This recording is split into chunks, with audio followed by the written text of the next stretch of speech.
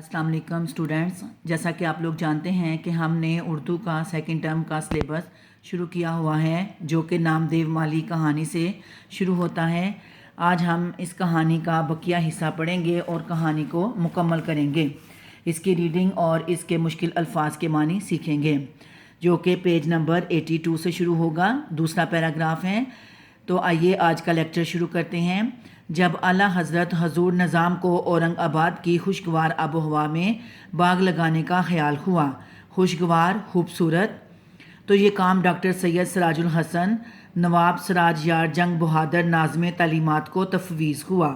नाज़्म तालीमात तालीम के महकमे का सरबरा, तफवीज़ होना, सपुर्द होना।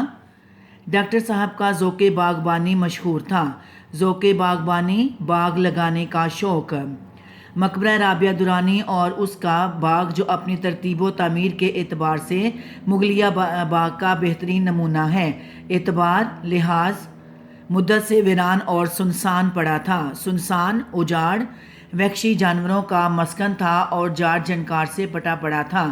मस्कन ठिकाना, जाड़ जनकार कांटेदार झाड़ियाँ, पटा पड़ा बरा हुआ।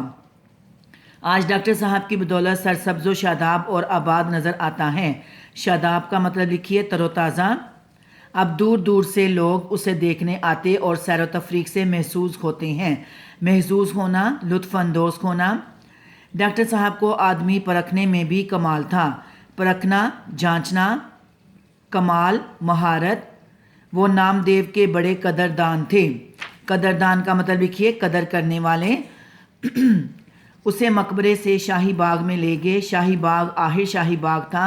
कहीं के निगरानकार और बीसियों माली, निगरानकार देखभाल करने वाले, बीसियों बहुत ज़्यादा, और माली भी कैसे कैसे। टोक्यो से जापानी, तेहरान से ईरानी और शाम से शामी आए थे। टोक्यो जापान का शहर। उनके बड़े ठाठ थे। ठाठ शान व शौकत। ये डॉक्टर साहब की उपज थी। उपज का मतलब लिखिए निराली बात। वो शाही बाग को हकीकत में शाही बाग बनाना चाहते थे। यहाँ भी नामदेव का वही रंग था। रंग, तौर तरीका। उसने ना फन्ने बागबानी की कहीं तालीम पाई थी और ना उसके पास कोई सनद या डिप्लोमा था। सनद का मतलब लिखे डिग्री, डिप्लोमा सर्टिफिकेट। अलबत्ता काम की धुन थी। काम से सच्चा लगाव था और इसी में उसकी जीत थी। धुन, लगन, लगाव, इश्क, जीत, फतह। शाही बाग में भी उसी का काम महाकाज रहा। महाकाज सबसे बेहतर काम। दूसरे माली लड़ते झगड़ते, सिंधी शराब पीते, ना किसी से लड़ता झगड़ता, ना सिंधी शराब पीता। सिंधी का मतलब लिखिए पुरानी। यहाँ तक कि कभी बीड़ी भी ना पी। बस ये था और उसका काम, बीड़ी, सिगरेट। अब अगला पैराग्राफ है। एक दिन नामालूम क्या बात हुई कि शहद की मक्खियों की योरश हुई। योरश, हमला। सब माली बाग बाग कर छुप गए। नामदेव को खबर भी ना हुई कि क्या हो रहा है। वो अपने काम में लगा रहा।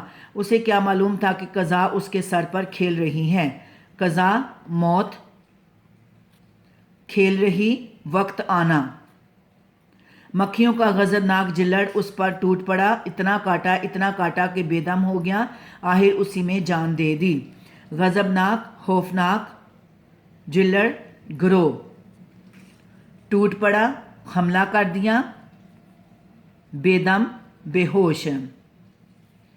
वो बहुत सादा मिजाज, भोला भाला और मुनकसर मिजाज था। उसके चेहरे पर बशाशत और लबों पर मुस्कुराहट खेलती रहती थी।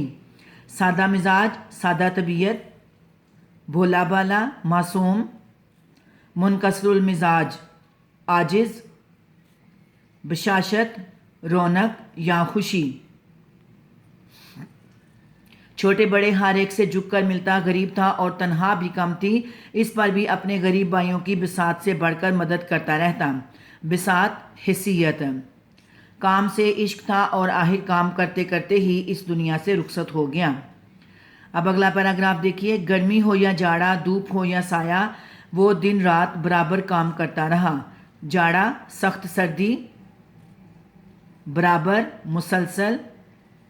اسے کبھی یہ خیال نہ آیا کہ میں بہت کام کرتا ہوں یا میرا کام دوسروں سے بہتر ہے، اسی لیے اسے اپنے کام پر فخر یا غرور نہ تھا۔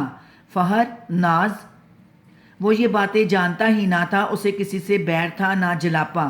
بیر کا مطلب لکھیں دشمنی، جلاپا حسد۔ وہ سب کو اچھا سمجھتا اور سب سے محبت کرتا تھا۔ وہ غریبوں کی مدد کرتا، وقت پر کام کرتا، آدمیوں، جانوروں اور پودوں کی خدمت کرتا، لیکن اسے یہ کبھی احساس نہ ہوا کہ وہ کوئی نیک کام کر رہا ہے۔ نیکی اسی وقت تک نیکی ہے جب تک آدمی کو یہ نہ معلوم ہو کہ وہ کوئی نیک کام کر رہا ہے۔ جہاں اس نے یہ سمجھنا شروع کیا، نیکی نیکی نہیں رہتی۔ اب اس کا آخری پیراگراف ہے۔ جب کبھی مجھے نام دیو کا خیال آتا ہے تو میں سوچتا ہوں کہ نیکی کیا ہے اور بڑا آدمی کسے کہتے ہیں۔ ہر شخص میں قدرت نے کوئی نہ کوئی صلاحیت رکھی ہے۔ اس صلاحیت کو درجہ کمال تک پہنچانے میں ساری نیکی اور بڑائی ہے۔ قدرت، اللہ تعالیٰ، صلاحیت، خوبی، درجہ کمال، انتہا درجے تک۔